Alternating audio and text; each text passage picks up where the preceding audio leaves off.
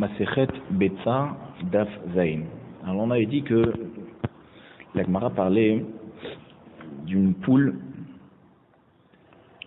où on avait trouvé les œufs à l'intérieur de la poule, et on avait dit que finalement quand on dit que les œufs sont arrivés à maturité, c'est au moment où elle les pond, imietsiata, d'accord? Et on parlait en plus d'une poule qui était mégadelet et fochim, c'est-à-dire lorsqu'elle les a pondus, elle les couve, d'accord? Si c'est des œufs qui ont été trouvés à l'intérieur d'une poule, quand on lui a fait la shrita, même si on mettrait une autre poule dessus pour les couver, ça donnera rien du tout. Et on avait dit les maïnaf kamina, les mekach ou memkach.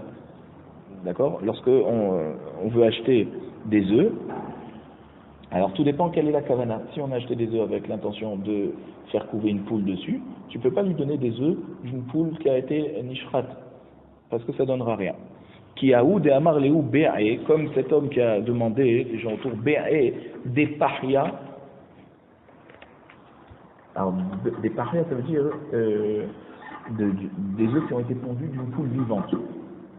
Pas qu'on a trouvé dans le ventre d'une poule. Les mâles, qui c'est qu'il y en a à m'en vendre? Il y a un boulet béaé d'ishruta. Et les gens lui ont donné, les vendeurs lui ont vendu des œufs du shruta, une poule qu'on lui a fait de la shrita, qu'on a trouvé à l'intérieur. Et lui, naïvement, il a posé une poule dessus pour lui couver et lui donner des poussins, et ça n'a rien donné. C'est pas maturité. Atal et Kameh de Rabbi Ami, il est arrivé devant chez Rabbi Ami, il a dit, mon arnaqué, Amar Léou, Mekarta Outru Vehada. Rabbi Ami, il leur a dit au vendeur, vous l'avez arnaqué, c'est une mauvaise vente, la vente est annulée, et donc vous devez lui rendre son argent. Cette Mara demande, Pshita, c'est évident, il a demandé des œufs d'une poule vivante. C'est évident qu'il y a un Mekarta, quel est le chidouch ici? Il te dit non, Maoudé Tema, Haïla Achila Kaba'ailehu. Peut-être cet homme, c'était pas pour faire couver des œufs qui voulait avoir des poussins, c'était simplement pour les manger. Veha de Kamar de Paria, alors pourquoi il a dit d'une poule vivante? Mishum Litzrivan. C'est quoi de Mishum Litzrivan? Ça veut dire que c'est des œufs qui sont bien mûrs, qui sont vraiment arrivés à maturité. C'est pour ça qu'il a demandé des œufs d'une poule vivante. C'est-à-dire au moment où elle les a pondus, c'est sûr qu'ils sont arrivés à maturité. Mais en fait, c'était pour manger. Il aurait pu prendre des œufs d'une poule qu'on a trouvé les œufs dans le ventre après qu'on lui a fait la shrita. Si c'est juste pour les manger, ça fait aussi une différence. Manger les œufs. Non, on aurait pu penser comme ça. On aurait pu penser que la achila kaba'ileu, qui veut juste les manger les œufs. Et donc, si les vendeurs lui ont donné des œufs d'une poule qu'on lui a fait la shrita, c'est bon, il est là juste pour les manger. Où il est le problème? Et pourquoi il a précisé d'une poule vivante? C'est pas pour les faire couver, c'est parce qu'ils sont arrivés à maturité une fois qu'elle les a pondus. Quand ils sont dans son ventre, tu sais pas. Les maïnaf kamina. Et alors, quelle est la différence qu'il y aurait eu? Donc, s'il voulait des œufs d'une poule vivante pour les manger, ou des œufs d'une poule vivante pour faire couver une poule dessus et avoir des poussins, les metvele, bene, pour pouvoir fixer d'accord, il faut lui donner la différence entre le prix d'un œuf d'une poule vivante mais qui est là pour être consommé et un œuf d'une poule shrita. C'est-à-dire un œuf d'une poule vivante pour être consommé et un œuf d'une poule où on lui a fait la shrita aussi pour être consommé. Il y a une différence entre les deux. Parce qu'un œuf d'une poule vivante, tu peux choisir où tu les manges, ou tu les fais couver. Alors que les œufs d'une poule mishrat, il n'y a pas shruta, il n'y a pas d'autre possibilité que de les manger maintenant. Et donc, c'est pas tout l'argent qu'il faut lui rendre. C'est simplement la différence entre les œufs d'une poule vivante et les œufs d'une poule shahout. Kamash malan que non, que la vente est complètement annulée. Et que c'est mekartaout. Donc c'est ça le chidouche. Un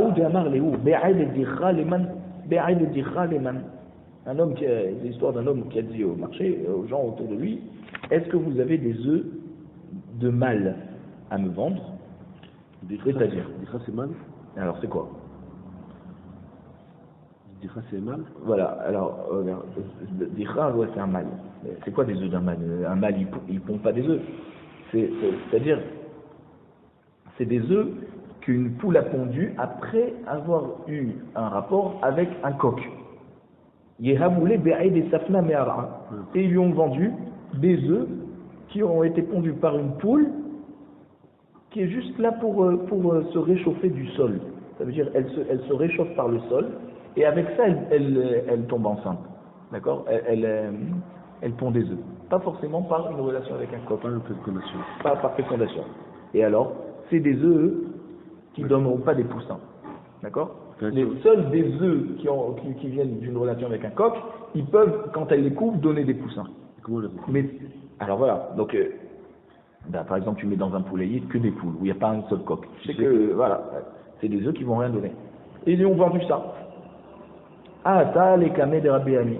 Il est venu aussi chez Rabbi Ami. Amarléou, mais Kartaout ou Veada. Il a dit, rendez-lui l'argent, c'est une arnaque. L'Edmar a dit encore Pshita, c'est évident. Donc on répond, Maoudetema, on aurait pu penser, Haïla Achila Kaba'ailehu. Celui-là aussi, c'était quelqu'un qui était venu pour les manger, ces œufs. Veille des camars des dira. Alors pourquoi il a demandé d'Afka des œufs qui ont été pondus après, par une poule qui a eu une relation avec un coq, qui s'est accouplé avec un coq. Michoum des chaminan fait parce qu'ils sont plus gros, ils sont plus gros. C'est des œufs qui ont apparemment plus même de propriété alimentaire dedans. Quand c'est d'une poule qui a fécondé toute seule, c'est pas des œufs super qualité. La preuve, c'est que même si elle les couve, ça donnera pas de poussin. Les mains inafkamina, les medvé, les bene. On disait quoi la main inafkamina? Pour lui donner, on aurait pu penser que le vendeur, il lui donne la différence de prix entre des œufs d'une poule qui est fécondée par un coq et une poule qui s'est chauffée toute seule pour avoir des œufs. Kamash malan, que la vente est annulée, il faut lui donner tout son argent. Si tu veux, je te dis. Quand on me dit que Rav, il avait expliqué que Betsa et Mitiata Nigmera, que l'œuf, il est arrivé à maturation, quand il sort, pas la veille, d'accord? Il est arrivé à maturation quand il sort. Imietsiat Ruba Nigmera. Ça veut dire que quoi? Lorsque la majorité de l'œuf est sortie de la poule, c'est là que Nigmera, ça veut dire, ça veut dire que non, ça veut dire que quand il est sorti la majorité de la poule, c'est qu'il a été pondu en majorité. D'accord? Ça veut dire qu'il a été complètement pondu. Même si après il est retourné dans le ventre de la poule. Veked Rabbi Yochanan, comme Rabbi Yochanan, de Amar Rabbi Yochanan, Betas Shiata Ruba Mered Yom Tov. Vechazra ou Teret Leochla Yom Tov.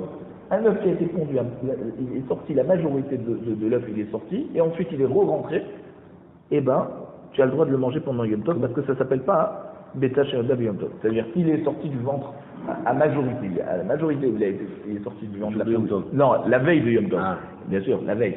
Et ensuite il est re-rentré. Et le lendemain, pendant Yom Tov, tu veux le manger, et ben. Comment tu peux le manger? S'il est ressorti ou tu l'as fait le shrita? Voilà, s'il est ressorti, exactement. Tu as le droit de manger. Alors l'autre douche là, c'est qu'il a été. Non, il est sorti à majorité. Voilà. Il est sorti à maturité la veille. Ouais. C'est ça, Imitiata et Nigmera. Quand Rav, il te dit que l'œuf, c'est lorsque la majorité. C'est quoi qu'il est sorti? C'est quand il est. C'est-à-dire qu'il est. Ça s'appelle qu'il est fini, d'accord? Qu'il est arrivé à maturation au moment où il sort. C'est quoi où il sort? Ça veut dire même qu'il est rentré. Veikadéama. Il y en a qui disent non, dans un autre langage. Maï Imitiata Nigmera. C'est quoi ce que Rav nous a dit qu'un œuf est prêt à consommer, d'accord? Il est fini lorsqu'il est sorti. Imietsiat kula nigmera. C'est pas quand il est sorti à majorité comme on avait dit avant, c'est quand il est complètement pondu. Et là, il peut plus rentrer dedans. Imietsiat kula in avalruba lo ou la poukim de Rabbi Yochanan. Donc quand il est réellement sorti complètement, ok. Ça, tu peux dire qu'il est sorti. Mais s'il est sorti à majorité et il est re-rentré, et ben non, d'après ce man de Hamar, s'il a été finalement pondu le lendemain, et ben ça s'appellera Betsa Shinolda Beyom Tov. D'accord? S'il est sorti à majorité la veille de Yom Tov, il est re-rentré dans le ventre, et ben ça s'appelle qu'il n'était pas prêt. Voilà, il est en mahloket avec Rabbi Yochanan. Voilà, ou tu dis que Rav il est d'accord avec Rabbi Yochanan, ou tu dis qu'il est en mahloket avec Rabbi Yochanan. Parce que c'est Rabbi Yochanan qui te dit que s'il est sorti à majorité la veille de Yom Tov, il est re-rentré, il a été complètement pondu le jour de Yom Tov, ça s'appelle pas Betsa Shinolda Beyom Tov. Ça c'est Rabbi Yochanan. Ou tu dis que Rav est d'accord avec lui, ou non. La Gemara continue. Goufa. Alors, donc, une marloquette. Ashochet et tartarnegolet. Donc on ramène la braïta qu'on avait vue dans le Daf Vav Amud. Ashochet et tartarnegolet ou matzaba betim gmurot. Il a fait la shrita d'une poule, il a trouvé dedans des œufs terminés, prêts à avoir à manger. Mutarot leochlan behalal. C'est le droit de les manger avec du lait. Ça s'appelle pas bassa. Ça s'appelle pas quelque chose qui fait partie de la poule. Même quand tu as trouvé à l'intérieur du ventre de la poule, comme ils sont arrivés à maturation, c'est bon. Rabbi Yaakov Omer, imayu me'orot badidin asurot. Rabbi Yaakov dit, si les œufs ils sont encore attachés avec des nerfs, donc ils sont vraiment accrochés encore à la poule, alors on n'a pas le droit de les manger avec du lait. Parce que ça s'appelle bassa. Ça ne s'appelle pas encore bétim. On parle pas de Yom Tov là, on parle Stam. Stam, ouais. Mantana, les had et tanou rabbanan, qui c'est qui nous a enseigné cette braïta? Ha'ochel minivlat rov ta'or. Celui qui mange donc la chair d'un oiseau qui est tahor, mais qu'on lui a pas fait la shrita. Vivant? Mort, nevela. Tu vois marqué nevela? Ah, nevela. Minivlat, ouais. Mina shalal shel betim. Alors, si il a mangé les œufs dans le ventre de l'oiseau, de la poule, ils sont en groupe comme ça, comme une grappe. C'est comme une grappe d'œufs. Et elle est pond un par un comme ça. Ok? Donc, bien sûr, s'ils sont en grappe, c'est qu'ils sont encore attachés à des nerfs dans l'animal. Mina atsamot. Ou alors il a mangé des os tendres. Donc, ça pourrait être le cartilage. Oui, qui d'accord, et donc les musulmans, ça veut dire que ils ont pas même si on n'a pas le droit de les manger, mais ils n'ont pas de la touma d'une nevela, les os tendres. Ou mina gidim, les nerfs. Ou mina bassar sheniklash mina hay. Ou alors, c'est à chaque fois un cas différent. Ou s'il a mangé de la viande, un morceau de viande qui s'est arraché de l'oiseau, d'accord, du poulet, de la volaille lorsqu'il était vivant. Tout ça, tahor. Les guizim, on parlait de la devela. Les guizim, Ouais.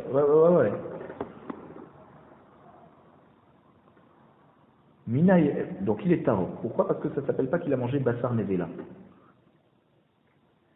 Donc quand il mange de la nevela de of tahor, ça dépend ce qu'il a mangé. Si c'est des shalal shel betim, atzamot, gidin, bassar sheniklash minahay, tout ça c'est tahor, ça ne s'appelle pas qu'il a mangé de la bassar nevela. Maintenant, mina eshkol shel betim, pas shalal shel betim. Eshkol, c'est quoi la différence? donc c'est quoi? Shalal, ils sont juste accrochés par des nerfs. Eshkol, c'est mamash. Des grappes. Des grappes, ça veut dire, c'est l'endroit qui raccroche les œufs un par un.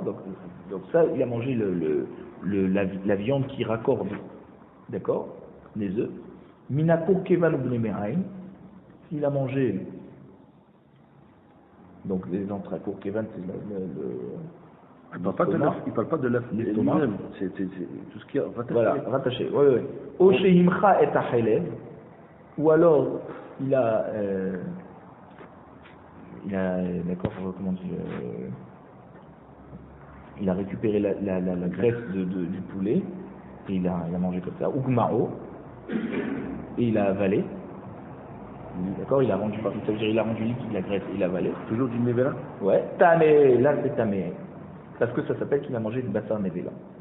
Alors, on va expliquer maintenant. Mantana, mina shalal shel betim tahor. Qui c'est le Tana qui a enseigné que celui qui mange le shalal shel betim, ça veut dire il a mangé voilà comme le nom. Voilà, il a mangé shalal shel betim, c'est ces œufs qui sont accrochés encore à des nerfs. Tahor. Amar Rav Yosef, dès que Rabbi Yaakov. Ce Tana qui a enseigné ça, il n'est pas d'accord avec Rabbi Yaakov. Dès que Rabbi Yaakov, si tu me dis qu'il est d'accord avec Rabbi Yaakov, ça marche pas, puisque Rabbi Yaakov nous a dit, dans notre braïta, on avait vu ici, Ashochet et Amner Noé, Matabé Betim Gumorot, Moutan Leof Lamechaev, Rabbi Yaakov Omer, Ima Yumeorot Begidim Atsurot. Donc Rabbi Yaakov, il a dit, Ima Yumeorot Begidim Atsurot, t'as pas le droit de les manger avec du lait. Si tu n'as pas le droit de les manger avec du lait, ça s'appelle de la viande. Et si c'est de la viande du Nevela, eh ben si tu as mangé ça, ça veut dire que tu as mangé de la viande de Nevela. Pas comme le Tana qui te dit que ça s'appelle pas encore de la viande de Nevela. Amarlé Abaye dit à Rabbi Yosef, dit, Mimaï, d'où tu dis que cette braïta elle va pas avec Rabbi Yaakov? Dilma, Rabbi Yaakov atam el ale'anyan isura, aval enyan tum'a lo. Quand Rabbi Yaakov il a dit que les œufs qui sont encore attachés avec des nerfs, eh ben, ils ont un digne de viande, c'est par rapport au issour de Bassar Bechalav. Ouais, ça veut dire que même si ça s'appelle pas, c'est-à-dire, ça s'appelle, non, c'est-à-dire même Meikaradin, ça s'appelle pas Bassar, malgré tout, Chachamim, ils ont fait une xéra dessus, parce qu'ils sont tellement accrochés avec des nerfs que ça ressemble à la viande. Même si ça veut dire Be'etzem, ça s'appellerait pas. Rabbi Yaakov, il te dit que voilà, c'est assour, parce que c'est Chachamim qui ont fait une xéra, c'est pas que c'est Mamash Bassar Nevela comme Minatora. Avalenian Tum'a, là, par rapport à la Tum'a du Nevela d'une volaille, qui n'a pas eu la Shrita, non, on va pas jusque là pour dire que c'est tamé. C'est pas mangeable, c'est assour, parce que Chachamim ont fait une xéra dessus, ok, mais ça n'a pas encore la Tum'a de la Nevela, comme si c'était à proprement de la vraie chair du poulet. C'est pas mangeable avec le khalab, mais c'est mangeable normal. C'est pas mangeable avec le khalab. C'est pas le din de Bassar de khalab, c'est pas bon. Non, mais ça veut dire. Parce qu'il y a sourd, voilà, c'est du Bassar. Voilà, si tu dis, voilà, exactement. Ouais. Si tu dis que tu peux pas manger avec du lait, c'est que c'est un din de Bassar. Voilà, ok. Maintenant. Et pour le tamé. Voilà, d'accord. Maintenant, on parle de quoi? On parle d'un poulet. Nevela. Nevela. On lui a pas fait la shrita. Donc, si ces œufs, ils ont un din de Bassar, ils n'ont pas un din de Bessa. Donc, si tu les manges, c'est comme si tu as mangé de la viande pas cachère. Voilà, c'est tout. Voilà. Bon, il te dit, l'interdit s'arrête là. Ne va pas pousser plus loin et de dire que, voilà, que c'est tamé comme quelqu'un qui a mangé de la viande. D'accord, donc peut-être que Rabbi Yaakov, il est d'accord avec Rachamim qu'il n'y a pas de Touma, simplement c'est assour de les manger comme si c'était de la viande. Voilà, la viande Nevela. Peut-être qu'il faudrait faire d'après Rabbi Yaakov la xéra, même que ça veut dire pousser la xéra plus loin et de dire que c'est tamé à poucher Toum'ahu. Non, il te dit ça, hein, si on fait ça, alors à poucher Toum'ahu, ça va, cette xéra, elle va rajouter encore plus de Toum'a dans le monde. Pourquoi? On va pousser Toum'a midrabanan lo mafshinal. Chachamim, ils font pas des xérotes qui vont entraîner à ce qu'il y ait beaucoup de Toum'a dans le monde. Pourquoi? Parce qu'il va y avoir un F7 ta'arot. Ça va faire perdre beaucoup aux gens. Ça veut dire, Chachamim, ils ont fait des xérotes sur des choses qui sont fréquentes. C'est fait. Mais c'est pas fréquent. Voilà, Toumat Nevelat Off.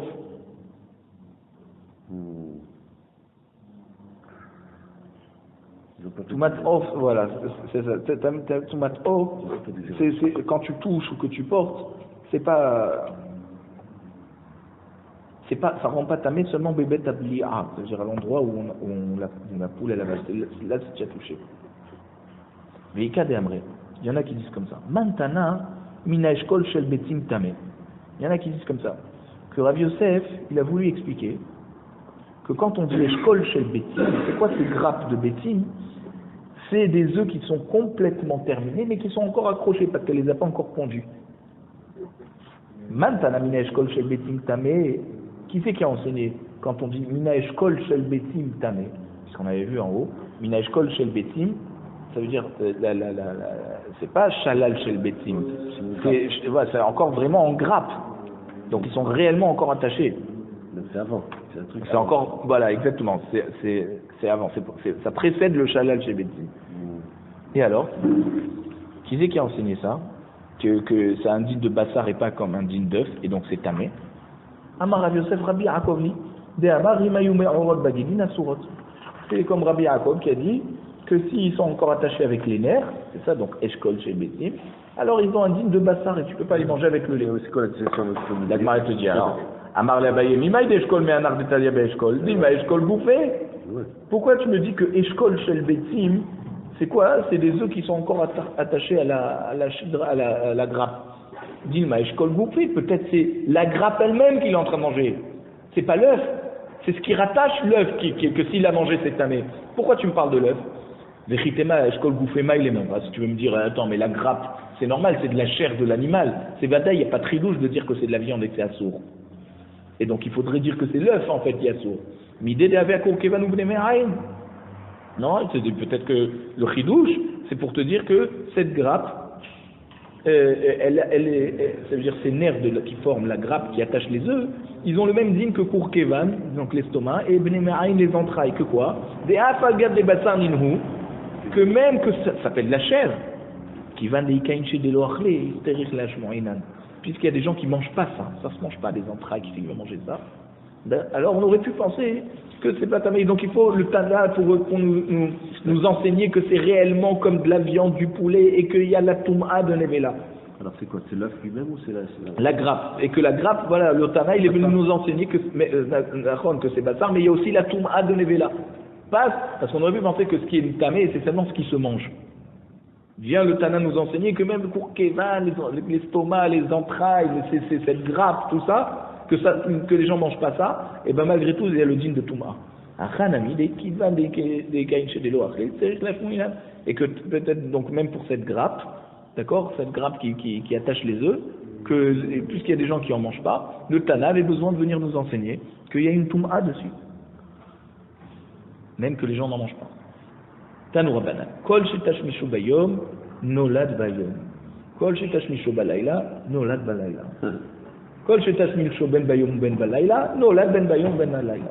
Donc la Braïta, qui nous explique, voilà, toujours dans Braïta chez Noda Beyom Tov, alors, chaque animal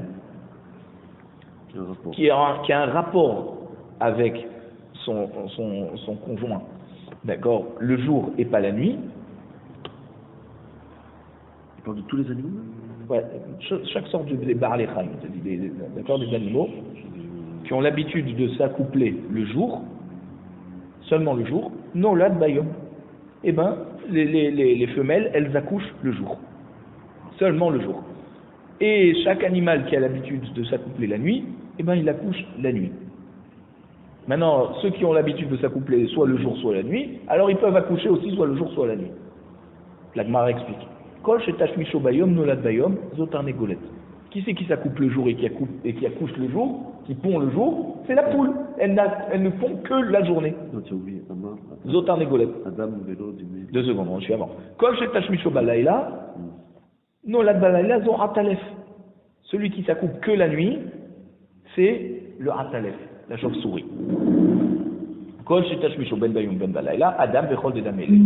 Ceux qui s'accouplent le jour et la nuit et qui peuvent accoucher donc le jour et la nuit, c'est les êtres humains et tous les autres animaux, tous les autres animaux qui s'accouplent des fois le jour, des fois la nuit. D'accord? Ça veut dire, sauf la poule et la chauve-souris, tous les autres animaux et les êtres humains, c'est pareil. Tout ce qui lui ressemble. Ah, ok. Oui. Allez, donc, Amar Mon, Kol shetash misho bayom, nolad bayom zotar negolet. On a dit, ce qui s'accouple le jour et qui pond le jour, c'est la poule. Les maïnas kamina, quel dîne nous sort quel dîne on apprend de cette explication, de cet enseignement? Que la poule. Voilà, la poule. Lik de Rav Mari Bere de Rav Kahana. De Amar Rav Mari Bere de Rav Kahana, le fils de Rav Mari c'est-à-dire Rav Mari, le fils de Rav Kahana, nous a enseigné Badak Bekina Shel Tarnegolim Erev Yom Tov. Si il a vérifié, un homme a vérifié, dans le nid de la poule Erev Yom Tov, d'accord, au moment, juste à l'entrée de la fête, Ben Hashmashot, Velo Matzaba Betza, il a vu qu'il n'y a pas d'œuf là-bas. Dans le nid, il n'y a pas d'œuf. Ou Mahar, Ishkim ou Matzaba Betza Muteret. Si le lendemain il s'est levé, tôt le matin, donc avant Alot HaShachar, ouais, ça veut dire avant Alot HaShachar, le jour de Yom Tov, et il a vu un œuf, et ben les Muteret. Pourquoi? Parce que la nuit, la poule ne pond pas. Et donc, même qu'il a vérifié Ben Hashmashot, peut-être 1 minute après, sûrement 1 minute après qu'il a vérifié qu'il n'avait pas vu d'œuf, c'est à ce moment-là qu'elle a accouché. Et cet œuf qu'il a trouvé dans la nuit avant le matin, avant Alot HaShachar, alors c'est sûr qu'il a été accouché, qu'il a été pondu le jour. Donc, avant Yom Tov. J'avais compris. Il arrive veille de Yom Tov, il vérifie. Il n'y a pas d'œuf dans le nid. Ouais. Il va dormir le matin avant le Alot HaShachar, il vient vérifier, il voit un œuf. Alors là, le Mara nous dit, c'est sûr qu'il a été pondu avant la tombée de la nuit, donc avant Yom Tov. Tu peux le manger. Parce qu'elle pond que le jour. Même qu'il a vérifié quelques minutes avant la tombée de la nuit. Va à l'Obadak, la Mara demande, mais il a vérifié. C'est pas possible. Comment tu me dis qu'elle a accouché avant Yom Tov? Et Marlo Badak y a fait. Ça veut dire qu'il n'a pas bien vérifié. Va Philo Badak y a fait, même si tu veux dire qu'il a bien vérifié. Et Mariat Tarouba Hazra, peut-être, effectivement, il a bien vérifié, mais elle avait pondu la majorité de l'œuf et ensuite il est re-rentré. Et on a dit que quand il re-rentre, c'est bon. C'est que ça y est. Voilà, exactement, comme Yohanan. Et c'est comme Rabbi Yohanan qui a dit dans ce cas, ça ne s'appelle pas un œuf qui a été pondu pendant Yom Tov, ça s'appelle un œuf qui a été pondu et Yom Tov. Parce qu'il était sorti à majorité et il est rentré dans les entrailles de la poule. Et Ni, la Gemara te dit, ah bon, c'est comme ça? Comme ça, un œuf qui a été pondu avant, que tu le trouves avant Alot HaShachar, c'est moutard, s'il a vérifié la veille, même s'il a vérifié la veille et qu'il n'avait pas trouvé. ואמר רבי יוסי בן שאול אמר רב בדק בקינה של תרנגולת מערב יום טוב ולא מצא בביצה ולמחר השכים ומצא בביצה אסורה. Rabbi Yossi ben Shaul nous a dit le même cas. Tu as vérifié veille de Yom Tov, juste avant la tombée de la nuit, tu n'as pas trouvé d'œuf. Le lendemain, avant Alot HaShachar, tu en trouves un, c'est assour. Atam bid san safna me'ara. Là-bas, on parle d'une poule qui a fécondé sans avoir eu d'accouplement avec le coq. Elle s'est fécondée juste avec la terre. Elle a chauffé la terre en dessous, elle s'est positionnée dessus, et c'est comme ça qu'elle a fécondé.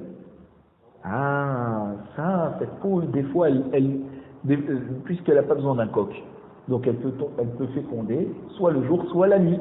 C'est pas comme la poule qui s'accouple avec un coq, qu'elle ne peut que féconder et pondre le jour. Bon, c'est pour ça qu'il a dit que c'est un sourd. Parce qu'effectivement, elle a peut-être parce qu'il a été bodek juste avant la tombée de la nuit, il n'en a pas trouvé. Il en trouva avant Alot HaShachar, effectivement, peut-être qu'elle a pondu pendant la nuit, donc c'est Yom Tov. Pourquoi il ne dit pas qu'il n'a pas bodek Tov là aussi? Alors, juste après qu'il a bodek, il est sorti là. Ouais, parce qu'on a déjà dit, avant, peut-être qu'il n'a pas bien vérifié, après on a dit non, mais si tu veux, il a bien vérifié, et on était resté avec, comment il a pu bien vérifier qu'il y a quand même un œuf, c'est qu'il avait pondu à majorité et l'œuf est re-rentré dans la poule. D'accord? Mais on voit qu'il y a un Tana qui dit qui n'est pas d'accord avec ça. Pourquoi il utilise avant Alot HaShachar? Quel est le douche là? Parce qu'après Alot HaShachar, elle peut pondre. Et ça veut dire si tu le trouves après Alot HaShachar, peut-être qu'elle a pondu le matin de Yom Tov. Et donc cette bêta chez Nolda Yom Tov. Si tu l'as trouvé avant Alot HaShachar, c'est sûr que tu peux établir qu'il a été pondu le jour avant Yom Tov. Voilà. Hier, il a demandé Rav Marinami et ma mère Ad Safna. Alors le cas de Rabbi Ami aussi. Ouais, qu'est-ce qu'il a dit Rabbi Mari. Rav Mari, pardon. Rav Mari aussi, il faut dire que peut-être on parle d'une poule qui s'est pondue toute seule, d'accord? Ouais, comment Rabbi Mari il a dit c'est bon, c'est sûr qu'il a été pondu à Yom Tov. Peut-être qu'il s'agit d'une poule qui tombait, qui a fécondé toute seule, et donc elle a pu pondre la nuit. Pourquoi lui il dit que c'est moutard? Il te dit non, Bedeika Zachar Bahada. On parle d'une poule qui est à côté d'un coq. Rabbi Ami? Ouais, Rabbi Mari. Rav Mari, il parle d'une poule qu'il y a un coq. Donc c'est sûr que Bedeika Zachar Nami, ma mère Asafna, il dit peut-être qu'elle n'a pas voulu du coq, elle est tombée enceinte toute seule. Elle a chauffé la terre, elle s'est mise dessus. Qui te dit que forcément il y a eu accouplement? Amaravina Gemiré. Gemiré, on a une Kabbalah. D'accord, c'est un enseignement de tradition. Kol hecha deika zachar lo safna me'ara. La poule, tant qu'il y a un coq dans la basse-cour, elle tombe pas enceinte toute seule. C'est sûr que le zachar, le coq, il a fait son travail. Lo safna me'ara. Safna me'ara. Elle ne féconde pas de la terre toute seule, en chauffant la terre. Ve'ad kama, combien il faut que le coq il peut être loin de la poule et qu'on considère quand même que le coq il a été avec la poule. Amar Rav Gabda Mishme de Rav Kol Hecha, on tourne la page, Deshama'a Kale Bimama. Tant que la poule, elle entend le son du coq en journée, alors elle sait qu'il est là. Hein. Elle se féconde pas toute seule avec le sol. Elle va avec le coq et donc forcément elle ne peut pas pondre la nuit.